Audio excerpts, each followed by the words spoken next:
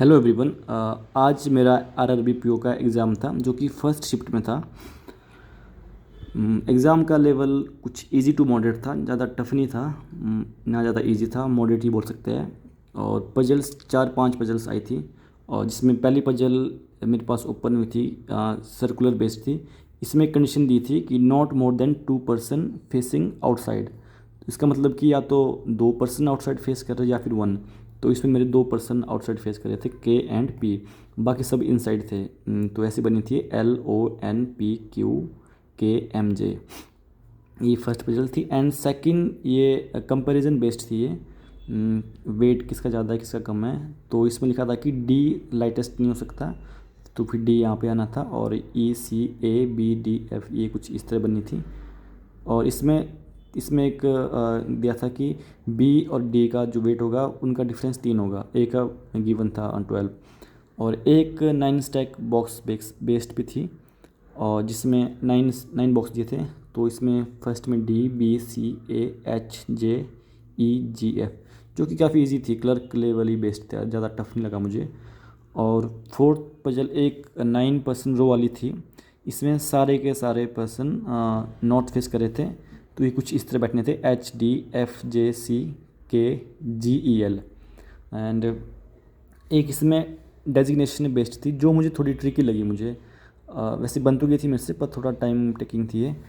तो इसमें वेरिएबल दिए थे और बी का ये विस या कुछ आइटम्स थी, ए नाइफ, पील, ग्रेटर, क्या होता है वो, लेडल था एक स्पोटुला एंड फोर्क। तो ये कुछ इस तरह बैठने थे BFACDGE।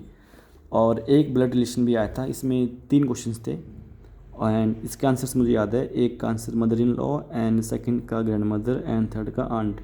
एक डायरेक्शन डिस्टेंस भी था, वो भी थोड़ा लेंदी था, देखने में थोड़ा बड़ा था पर इजी था, वो भी बन गया था मेरे से। उसके आंसर्स मुझे कुछ याद नहीं है। तो रीजनिंग में मेरे अटैम्प्ट टोटल 37 हुए जो कि 40 हो जाने चाहिए थे अगर मैं अपनी अप्रोच में चेंज करता। मेरी अप्रोच वैसे हर एक मॉक में मैं ट्राई करता था पहले पजल्स उठाऊँ, जितनी पजल्स है पहले वो उठाऊँ, और वही गलती रही। अगर मैं 1 गो में ही करता सारे तो फिर मैं शायद 40 कर लेता, क्योंकि मैंने स्किप किए पहले स्लॉग्स, जितनी स्लॉग्स थे, इनइक्वलिटीज़ थी, वो मैंने सारी स्किप करता गया मैं। फिर पजल्स बीच बीच में स्लॉग्स थे, फिर इस तरह शायद थोड़ा टाइम हो गया मेरा वेस्ट। और लास्ट में एक पेयर फॉर्मेशन वाला था, उसमें कुछ वर्ड्स थे वो, तो उसका शायद उसमें मैक्स मोर देन 6 पेयर बनने थे, जो कि मेरे से नहीं हुआ क्योंकि मेरे पास टाइम नहीं बचा तब तक। और मैथ्स भी फिर मुझे लगा अगर रीजनिंग इतना इजी तो मैथ थोड़ा टफ होने वाला, पर मैथ भी इजी था।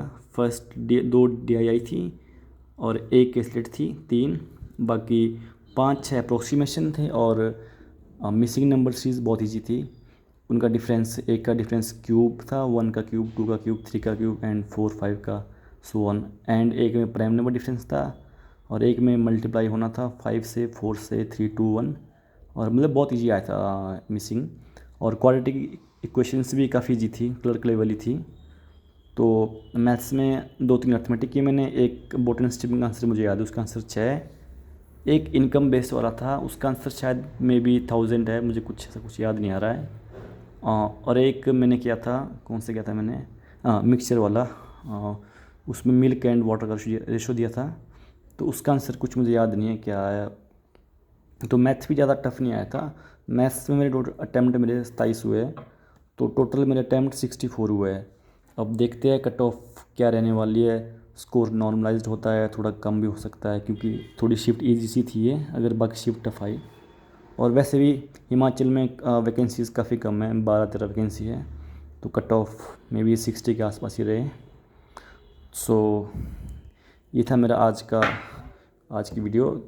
बाकी आप लोग बताना इसमें कोई आंसर्स अगर मैच नहीं हो रहे मेरे या कोई गलत हो तो प्लीज़ कमेंट करना, आपने मुझे करेक्ट करना है, जो अगर कोई पजल्स का कुछ गड़बड़ हो गया हो तो। ठीक है फ्रेंड्स, बाकी जिनका एग्ज़ाम अभी अपकमिंग शिफ्ट में है, सेकंड, थर्ड, फोर्थ में, तो उनके लिए ऑल दी बेस्ट। और जिनका हो गया है तो आप प्लीज़ अपना अटेम्प्ट शेयर करना और बताना कि मुझे कि पजल सब सही बनी है या कुछ मैंने गलत किया है। तो ठीक है, फिर मिलते हैं अपनी नेक्स्ट वीडियो में, तब के लिए बाय बाय, अपना ध्यान रखिए।